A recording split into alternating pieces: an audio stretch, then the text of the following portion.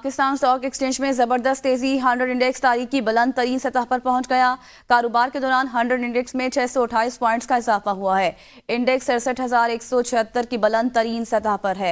अब्दुल कदीर राना मजीद तफसीलात देंगे। जी अब्दुल कदीर।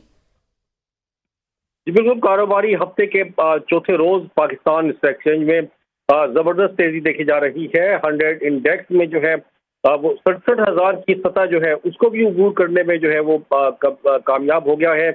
और ट्रेडिंग के दौरान 100 इंडेक्स में 600 से ज्यादा पॉइंट का जो है वो इजाफा देखा गया है। और जबकि गुज़िश्ता रोज जो 100 इंडेक्स था 600 जो है 41 पॉइंट के इजाफे से 66,547 पर जो है वो बंद हुआ था। जी अब्दुल कदीर राना बताइएगा, गुज़श्ता रोज मार्केट की क्या सिचुएशन रही है और सरमायाकारों का कैसा रुझान देखने में आया है? देखिए जी, जो अब मस्जिद के हवाले से इक़दाम हैं और